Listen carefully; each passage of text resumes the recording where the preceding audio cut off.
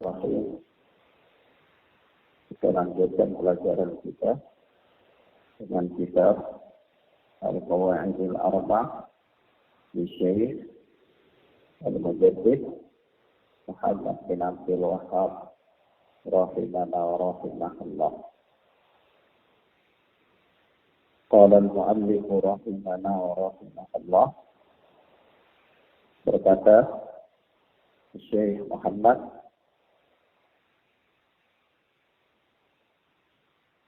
rahimahullah wa rahimahullah, wa syafa'atu syafa'atan,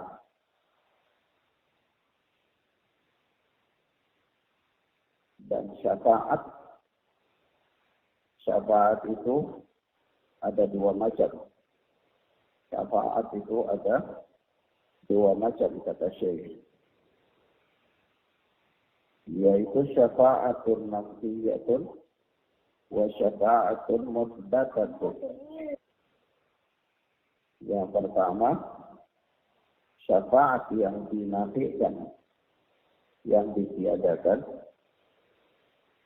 Dan yang kedua, syafaat yang ditetapkan. Syafaat itu ada dua jenis syafaat, yaitu syafaat yang dinafikan, yaitu ditiadakan, dan syafaat yang ditetapkan. Nah, kemudian beliau melanjutkan ucapannya, wa syafa'atul manfiyah, maka adapun syafaat yang ditiadakan,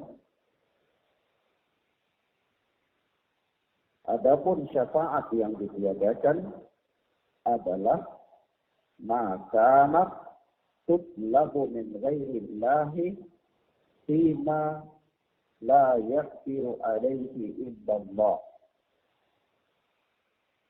Adapun syafaat yang ditiadakan atau dinafikan itu adalah syafaat yang dicari dari selain Allah. Syafaat yang dicari dari selain Allah pada perkara-perkara yang tidak mampu dilakukan kecuali Allah. Nah, seseorang kalau dia mencari syafaat kepada selain Allah, kemudian dia cari syafaat itu pada perkara-perkara yang dilakukan oleh seseorang kecuali hanya Allah, perkara-perkara yang merupakan kekhususan Allah, maka ini dinafikan syafaat seperti ini. Artinya syafaat yang demikian ini tidak ada, ditiadakan oleh Allah Subhanahu wa ta'ala. Kenapa? Karena dia mencari syafaat selain daripada Allah. Allah tidak mengizinkan untuk mencari syafaat selain daripada Allah. Begitu pula Allah Subhanahu wa ta'ala tidak mengizinkan seseorang meminta kepada selain Allah hal-hal yang merupakan kekhususan Allah Subhanahu wa ta'ala. Kalau dia melakukan dua hal ini atau salah satu dari keduanya, maka Allah menafikan syafaat. Jadi tidak ada syafaat bagi orang tersebut. Tidak ada syafaat yang dia cari, itu tidak ada. Nah, karena syafaat yang di sini adalah syafaat yang ditiadakan oleh Allah Subhanahu wa ta'ala. Jadi kalau orang-orang musyrikin, mereka berhujjah bahwa mereka menggunakan berhala-berhala itu hanya untuk sebagai pemberi syafaat kepada mereka di sisi Allah, maka jawabannya syafaat yang demikian ini adalah syafaat yang ditiadakan oleh Allah. Kenapa? Karena mereka mencari syafaat kepada selain Allah. Mencari syafaat kepada selain Allah. Walaupun maksud mereka adalah sekedar hanya untuk mendapatkan syafaat. Tapi syafaat yang demikian ini syafaat yang manfiyah, syafaat yang ditiadakan oleh Allah Subhanahu wa ta'ala. Kemudian kata Syekh, Wadalilu qawluhu ta'ala. Dalilnya adalah firman Allah. Syekh menjelaskan, jadi syafaat yang pertama yaitu syafaat yang ditiadakan. Syafaat yang ditiadakan itu apa?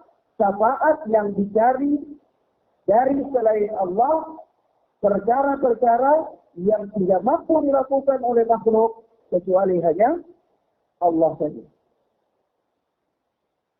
Dalilnya firman Allah Subhanahu wa ta'ala, Ya ayyuhalladzina amanu anfiqu mimma razaqnakum min qabli an ya'tiya yawmun la bay'un fihi wala dhullah wala syafa'ah wal kafiruna humudz zalimun. Surat Al-Baqarah ayat 254. Hai orang-orang yang beriman, anfiqu mimma razaqnakum min qabli an ya'tiya yawmun. Hai orang-orang yang beriman, berinfaklah di jalan Allah. Belanjakanlah harta kalian di jalan Allah. Sebagian dari rezeki yang kami rezekikan kepada kalian sebelum datang suatu hari la bai'un fihi wala khullah wala syafa'ah. Sebelum datang suatu hari yang tidak ada lagi jual beli, tidak ada lagi khullah, pertemanan, dan tidak pula ada syafaat. Jadi di sini Allah meniadakan syafaat. Iya. Artinya syafaat itu tidak ada, pemberian syafaat itu tidak ada. Sementara di sisi lain ada ayat-ayat banyak yang berbicara tentang adanya penetapan syafaat. Seperti Nabi bisa memberikan syafaat, para syuhada bisa memberikan syafaat, bayi yang meninggal bisa memberikan syafaat, dan seterusnya. Sementara di sini Allah mengatakan, berinfaklah kalian dari apa-apa yang kami rezekikan kepada kalian sebelum datang suatu hari yang tidak ada padanya jual beli, tidak ada padanya pertemanan, tidak ada padanya syafaat. Allah menafikan syafaat. Iya. Maka syafaat apa yang ditiadakan oleh Allah di sini? Syafaat apa? Ya, syafaat yang diminta kepada selain Allah. Itu yang ditiadakan oleh Allah Subhanahu wa ta'ala. Nah, maksud ya? Kata Allah Azza wa Jalla, wal kafiruna humudz zalimun. Orang-orang kafir itu adalah orang-orang yang zalim. Nah, baik ikhwan. Di sini kita lihat ya. Setelah Syekh rahimana wa rahimahullah masuk di dalam bab syafaat, mereka beliau membantah praktik orang-orang jahiliyah dan orang-orang musyrik di zaman Nabi Sallallahu Alaihi Wasallam dan yang terjadi pada zaman beliau, di mana mereka berhujjah bahwa mereka mengambil tandingan-tandingan selain daripada Allah, itu bukan menyembah tandingan-tandingan tersebut, bukan menyembah sekutu-sekutu tersebut, tetapi mereka menjadikan sekutu-sekutu itu dua hal. Yang pertama, sekutu-sekutu tersebut mendekatkan mereka kepada Allah sedekat-dekatnya. Yang kedua, sekutu-sekutu tersebut akan menjadi syafaat, pemberi syafaat bagi mereka di sisi Allah. Lalu Syekh mulai menerangkan apa itu syafaat. Kalau mereka berdalil bahwa hanya semata-mata untuk mendapatkan syafaat, karena sekutu-sekutu tandingan-tandingan bagi Allah itu adalah pemberi-pemberi syafaat kepada mereka di sisi Allah, sementara perkara ini diingkari oleh Syekh, lalu Syekh menjelaskan kepada kita bahwa syafaat itu ada dua. Memberikan kita pemahaman. Yaitu syafaat itu ada dua. Jadi syafaat yang ditiadakan dan syafaat yang ditetapkan. Nah, syafaat yang ditiadakan itu adalah ini kata Syekh, adalah syafaat yang diminta kepada selain dari Allah. Misalnya mereka meminta kepada berhala, meminta kepada penunggu-penunggu gunung, meminta kepada tandingan-tandingan selain daripada Allah Subhanahu wa ta'ala. Dan apa yang mereka minta? Dan mereka minta perkara-perkara yang tidak kuasa dilakukan oleh seorang manusia kecuali Allah. Kecuali Allah. Nah, maka mencari syafaat yang demikian ini adalah tidak diizinkan oleh Allah. Tidak diizinkan oleh Allah Subhanahu wa ta'ala. Nah, sehingga barang siapa yang mencari syafaat dengannya, itu berarti dia mencari syafaat dengan sesuatu yang tidak diizinkan oleh Allah Subhanahu wa ta'ala. Maka dari itu, pasti dan jelas bahwa dia terjatuh dalam kemaksiatan. Dia mencari syafaat dengan sesuatu yang tidak diizinkan oleh Allah Subhanahu wa ta'ala. Nah, dalilnya apa? Dalilnya surat Al-Baqarah ayat 254 yang Syekh bawa di sini. Yaitu sisi pendalilan. Sisi pendalilan yang ada pada kalimat qabla an ya'tiya yawmun la bay'un fihi wa la khulla wa la syafa'ah. Sebelum datang suatu hari yang tidak ada padanya jual beli, pertemanan dan syafaat. Tidak ada. Ya, di sini menjadi pendalilan bahwa tidak ada syafaat. Berarti Allah Subhanahu wa ta'ala meniadakan syafaat. Iya. Maka syafaat apa yang ditiadakan? Syafaat yang dicari dari selain Allah Subhanahu wa ta'ala. Iya. Pada perkara-perkara yang tidak mampu dilakukan oleh makhluk kecuali Allah. Misalnya, mendatangkan manfaat, menghilangkan mudarat. Mendatangkan manfaat dan menghilangkan mudarat itu hak mutlak Allah. Tidak ada seorang pun yang bisa mendatangkan mudarat bagi orang lain. Tidak pula bisa mendatangkan manfaat bagi orang lain. Kecuali dengan ketetapan Allah. Bagaimana? Rasulullah Sallallahu Alaihi Wasallam sendiri telah mengatakan kepada kita, yaitu apa? Idza istama'a qawmun ayadurruka bi syai'in lam yadurruka illa bi syai'in kataba Allahu alaihi.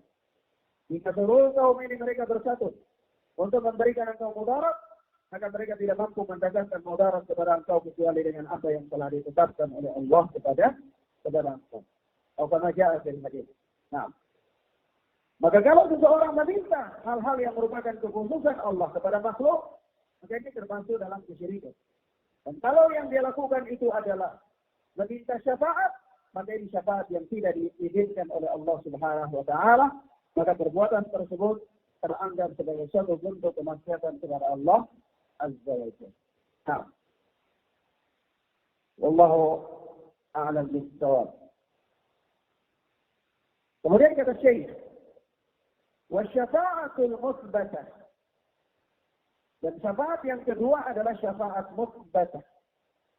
Syafaat yang ditetapkan adanya. Yaitu hiya allati tutlabu min Allah wasyafi'u mukramun bisyafa'ah wal mashfu'u lahu man radiyallah. Hadirin. Syafaat yang ditetapkan oleh Allah itu adalah syafaat yang dicari dari Allah.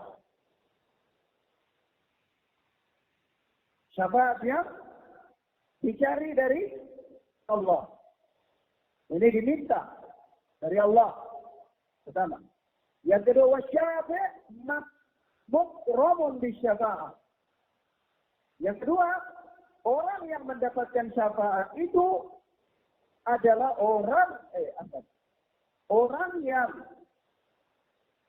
mendapatkan hak untuk memberikan syafaat adalah orang yang dimuliakan oleh Allah dengan syafaat.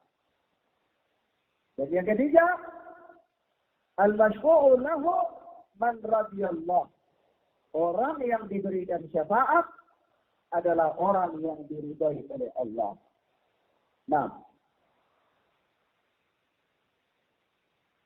Jadi syafaat yang ditetapkan oleh Allah itu harus terpenuhi padanya 3 hal.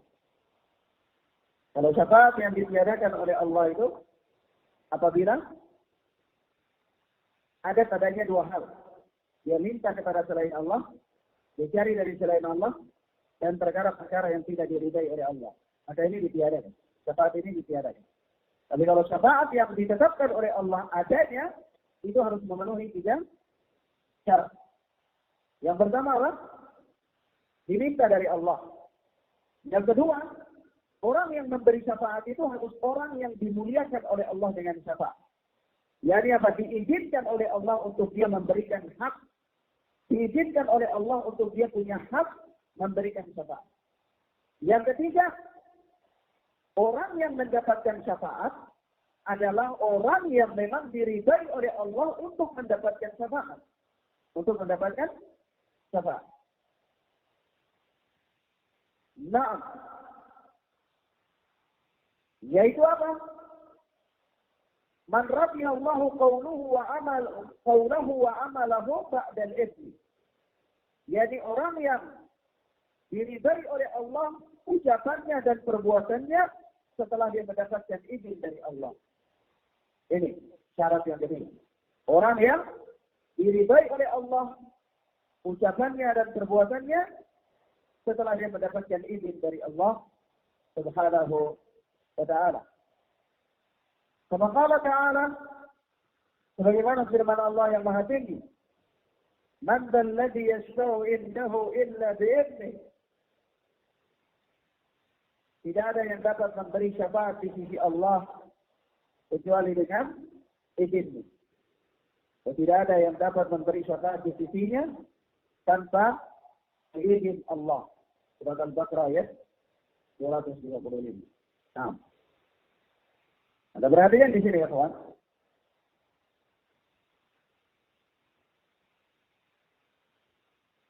Di syafaat yang ditetapkan oleh Allah Subhanahu wa ta'ala yang disebutkan oleh Syekh ini. Yani Syekh menyebutkan ada 3 syarat di sana. Ada 3 syarat yang menyebabkan terjadinya syafaat itu. Yani adanya syafaat tersebut. Nah, yaitu 3 syarat yang nanti kita jelaskan. Yang mana Allah Subhanahu wa ta'ala menetapkan adanya syafaat itu banyak sekali. Yang di dalamnya dikaitkan dengan syarat-syarat tersebut. Syarat-syarat tersebut. Di antaranya firman Allah dalam surat Al-Baqarah ayat 255, "Man dzal ladzi yashfa'u 'indahu illa bi'idhnih." Ya, tidak ada yang dapat memberi syafaat di sisi Allah tanpa seizin Allah. Maka di sini terpenuhi syarat. Ayat ini memberikan pengertian kepada kita bahwa ya kalau Allah memberikan izin kepada seseorang, Allah berikan dia hak untuk memberikan syafaat kepada orang lain, maka dia bisa memberikan syafaat. Ya. Nah, maka di sini terpenuhi syarat yang pertama, yaitu orang yang memberikan, syarat yang kedua, orang yang memberikan syafaat itu adalah orang yang dimuliakan oleh Allah dengan hak memberikan syafaat. Ya. Karena kalau Allah tidak memuliakan dia dengan memberikan kepadanya hak untuk memberi syafaat, maka dia tidak bisa memberikan syafaat. Dia tidak bisa memberikan syafaat. Nah, dan juga Allah Subhanahu wa ta'ala berfirman dalam surat Al-Anbiya ayat 28, "Ya'lamu ma baina aydihim wa ma khalfahum wa la yashfa'una illa liman irtada wa hum min khasyatihi mushfiqun." Allah, dialah Allah mengetahui segala sesuatu yang di hadapan mereka dan di belakang mereka. Dan mereka tidak memberi syafaat melainkan kepada orang yang diridai Allah. Dan mereka selalu berhati-hati karena takut kepadanya. Maka di sini juga ada syarat yang kedua. Syarat yang kedua. Di mana dalam surat Al-Anbiya ini Allah Subhanahu wa taala menyebut bahwa mereka para malaikat itu tidak bisa memberikan syafaat melainkan kepada orang-orang yang diridhai oleh Allah saja. Bahkan ada terpenuhi di sini syarat yang kedua, bahwa syafaat itu bisa terjadi harus memenuhi syarat yang kedua, yaitu orang yang diridhai. Dan kalau orang itu tidak diridhai, maka syafaat itu tidak bisa terjadi. Meskipun yang memberikan syafaat adalah orang yang dimuliakan oleh Allah dengan hak memberikan syafaat. Misal, Rasulullah Sallallahu Alaihi Wasallam punya hak untuk memberikan syafaat. Dimuliakan oleh Allah, ya, dengan diberikan hak kepada Rasulullah untuk memberikan syafaat. Tetapi ketika Rasulullah hendak memberikan syafaat kepada orang tuanya, tidak bisa. Kenapa? Karena orang tuanya tidak diridhai oleh Allah untuk mendapatkan syafaat. Kenapa? Karena mereka kafir. Mati dalam keadaan kafir. Maka mereka tidak mendapatkan syafaat Rasulullah. Ya. Maksud ya? Nah. Maka dari itu harus terpenuhi dua syarat ini dulu. Pertama, yaitu apa? Orang yang memberi syafaat adalah orang yang dimuliakan oleh Allah dengan diberikan kepadanya hak untuk memberikan syafaat. Dan yang kedua, orang yang mendapatkan syafaat itu orang yang diridhai oleh Allah untuk mendapatkan syafaat. Tentu setelah syarat yang pertama, yaitu syafaat itu diminta dari Allah Subhanahu wa taala. Iya. Nah. Atau misal contoh lain, seorang syahid, seorang yang wafat di medan perang, syahid, dia punya hak memberikan syafaat. Tapi ternyata orang tuanya tidak diridhai oleh Allah untuk mendapatkan syafaat karena kafir misalnya. Maka mereka tidak terhalang dari syafaat anak tersebut. Naam. Atau orang tua ini muslim, berhak untuk mendapatkan syafaat. Tetapi yang mau memberikan syafaat ini orang yang tidak diizinkan oleh Allah untuk memberikan syafaat. Maka tidak bisa juga. Iya. Nah, paham ya? Maka dari itu, kalau terpenuhi syarat-syarat ini, maka syafaat itu bisa ditetapkan. Artinya terjadi dan ada. Maka dari itu Rasulullah diberikan hak untuk memberikan syafaat. Dan Rasulullah memberikan syafaat kepada orang-orang mukmin, orang-orang Islam, orang-orang yang tidak membatalkan keislaman mereka. Nah, maka mereka juga berhak mendapatkan syafaat. Karena kaum muslimin berhak mendapatkan syafaat. Ya. Nah. Baik. Dan Allah Subhanahu wa taala berfirman dalam surat Taha, "Yauma idzin la tanfa'u syafa'ah illa man adina lahu ar-rahmanu wa radiya lahu qawlan." Pada hari itu tidak berguna syafaat, tidak bermanfaat syafaat, kecuali syafaat man adina lahu ar-rahman. Syafaat orang yang diizinkan oleh Allah wa radiya lahu qawlan, dan orang yang Allah ridhai perkataan. Iya. Harus memenuhi dua syarat. Jadi kalau mereka meminta syafaat kepada berhala tidak terpenuhi syarat ini. Pertama, karena mereka meminta syafaat bukan dari Allah. Nah, yang kedua, mereka meminta syafaat dari orang yang tidak diizinkan oleh Allah memberi syafaat. Dan mereka pelaku kesyirikan tentu juga tidak diizinkan oleh Allah untuk mendapatkan syafaat. Maka dari itu syafaat yang mereka minta adalah tidak terjadi. Syafaatnya mampiya, ditiadakan. Mahfum ya? Paham ya, Pak? Baik. Demikian. Ikhwan fillah azani Allah wa iyyakum. Ada sekali lagi kita katakan dalam syafaat ini ada dua jenis syafaat ya. Yaitu syafaat yang mampiya dan syafaat yang musbata. Syafaat yang ditiadakan. Syafaat yang ditiadakan itu kita harus tahu definisinya apa. Yaitu syafaat yang diminta dari selain Allah, perkara-perkara yang merupakan kekhususan Allah yang tidak sanggup dilakukan oleh makhluk kecuali Allah Subhanahu wa taala. Nah, adapun yang kedua syafaat yang ditetapkan oleh Allah adanya, yaitu syafaat yang harus memenuhi tiga syarat. Pertama, syafaat yang itu diminta dari Allah. Yang kedua, orang yang memberi syafaat adalah orang yang dimuliakan oleh Allah, yang diberikan kepadanya hak untuk memberikan syafaat. Dan ketiga, orang yang menerima syafaat atau yang mendapatkan syafaat adalah orang yang diridhai oleh Allah, diizinkan oleh Allah untuk mendapatkan syafaat. Kalau tiga hal ini terpenuhi, maka terjadilah syafaat. Terjadilah syafaat. Ya? Nah. Dan Masya Allah ya. Kalau begitu, setelah kita tahu bahwa ada syafaat yang ditetapkan. Apabila memenuhi tiga syarat ini, maka di sana ada jenis-jenis syafaat. Jenis-jenis syafaat yang ditetapkan oleh Allah Subhanahu wa ta'ala.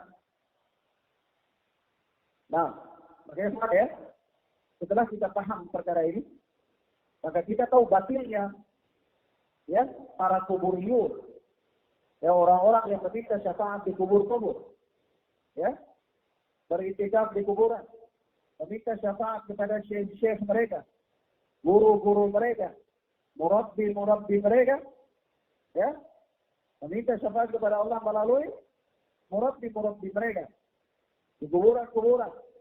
Ini batil. Kenapa?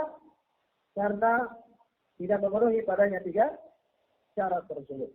Nah, tidak memenuhi tiga syarat tersebut. Maka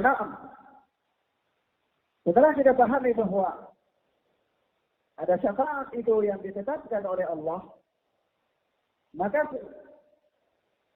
jenis-jenis syafaat yang ditetapkan oleh Allah itu ada beberapa.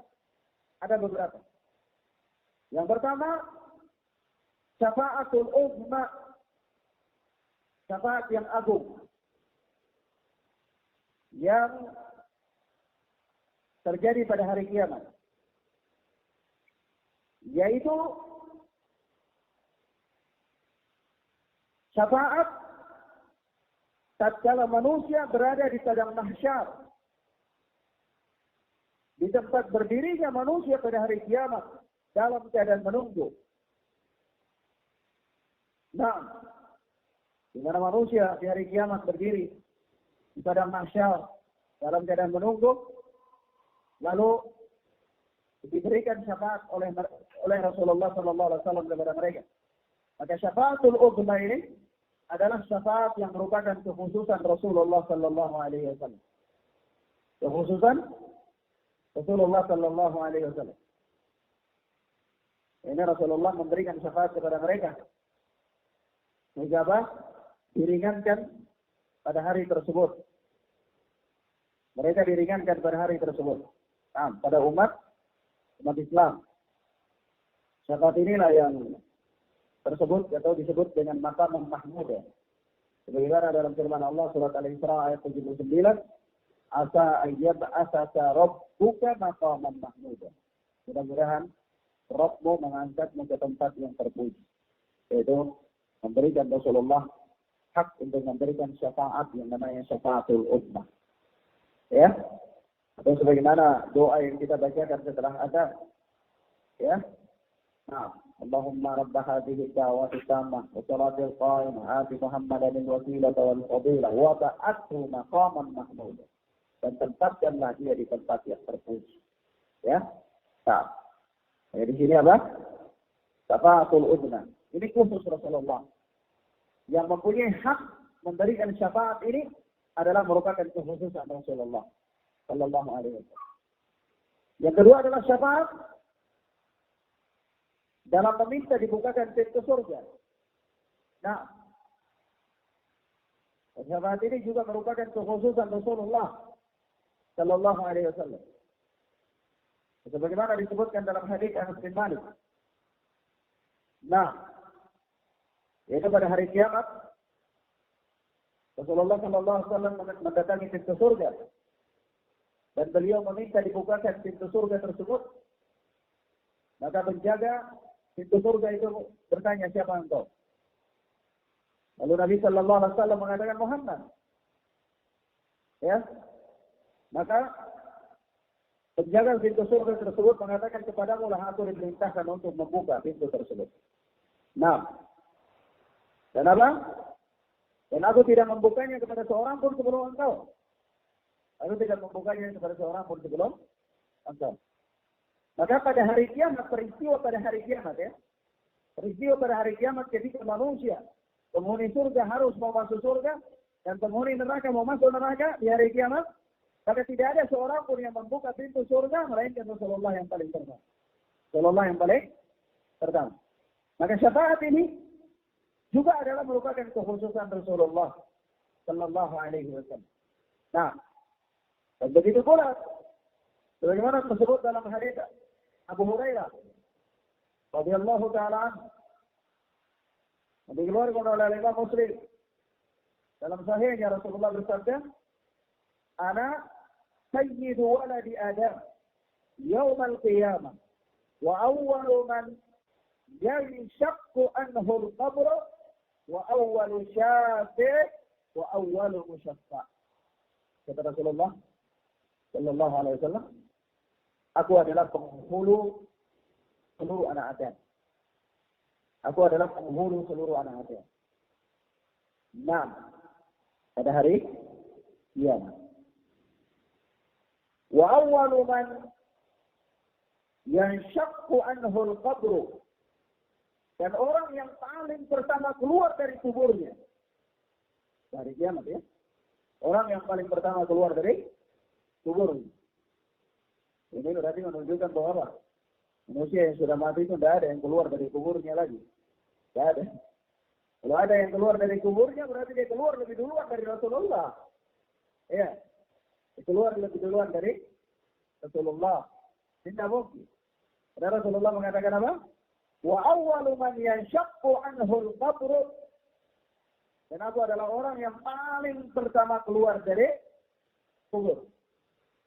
Wa awwalu syafi'in wa awwalu mushaffa, dan aku adalah orang yang pertama memberi syafaat dan orang yang pertama mendapat izin untuk memberi syafaat. Ya. Rasulullah sallallahu alaihi wasallam. Syafaat ini merupakan kekhususan Rasulullah sallallahu alaihi wasallam. Yang ketiga, jadi syafaat yang ketiga adalah syafaat kepada Abu Thalib. Syafaat kepada Abu Thalib. Kita tahu ya, Abu Thalib ini wafat dalam keadaan kafir. Wafat dalam keadaan kafir. Dan tetapi karena besar perjuangannya kepada Rasulullah dan Islam, dan disebabkan karena Allah Subhanahu wa taala memuliakan Rasulullah, maka dengan sebab itu Allah mengizinkan Rasulullah untuk memberikan syafaat kepada Abu Thalib. Dan dengan syafaatnya Rasulullah kepada Abu Thalib itu, Abu Thalib ditempatkan di surga yang paling ringan. Di neraka yang paling ringan. Nah, insyaallah ya. Seharusnya Abu Thalib ini dia ditempatkan di neraka yang paling dahsyat. Tapi karena apa? Dengan sebab syafaatnya Rasulullah, Abu Thalib ditempatkan di neraka yang paling ringan.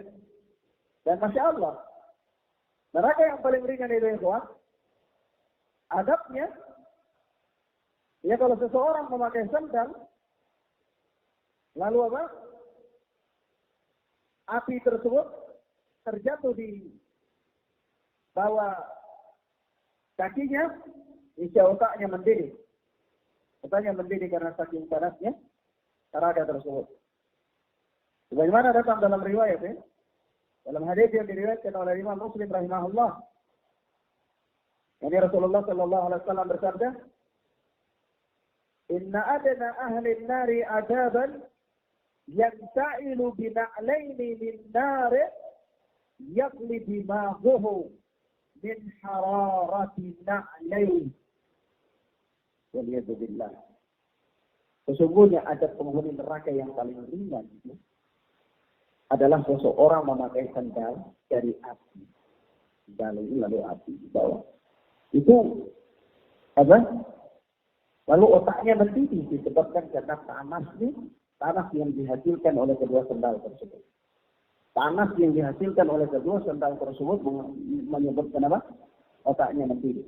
Dan neraka itulah neraka yang paling ringan. Subhanallah. Bagaimana kalau neraka yang paling besar? Yang paling berat. Nah, jadi di sini kita tahu ya, kita tahu bahwa ya kalau tidak dengan sebab Allah memberikan izin kepada Rasul untuk memberikan syafaat kepada paman beliau Abu Talib. Isi Abu Talib ini diletakkan di neraka yang paling dahsyat. Diletakkan di neraka yang paling dahsyat. Maka di sini ya kawan, terkait dengan kisah Rasulullah Sallallahu Alaihi Wasallam dan pamannya ini ada satu faedah tambahan ya, bahwa kita tahu Abu Talib dalam perjuangannya itu sangat gigih dalam membela Islam. Ya, sangat gigih dalam membela Islam. Membela Rasulullah. Berkali-kali makar kaum musyrikin itu gagal dengan sebab Abu Talib. Nah, tetapi apa yang terjadi? Abu Talib tidak selamat dari neraka. Bahkan Abu Talib ditempatkan di neraka yang paling ringan. Dan dia abadan abidin. Selama-lamanya di sana. Dan pernah keluar dari neraka kafir. Maka kita katakan bahwa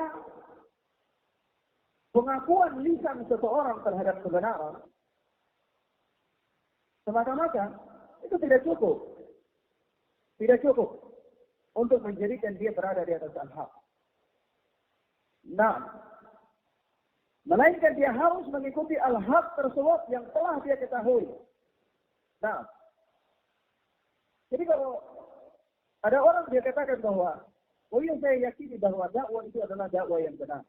Tapi dia tidak mengikuti. Kira-kira bermanfaat? Tidak bermanfaat. Langsung tahu bagaimana Abu Talib. Apakah Abu Talib tidak mengakui kebenaran dakwah Rasulullah? Mengakui. Apakah kurang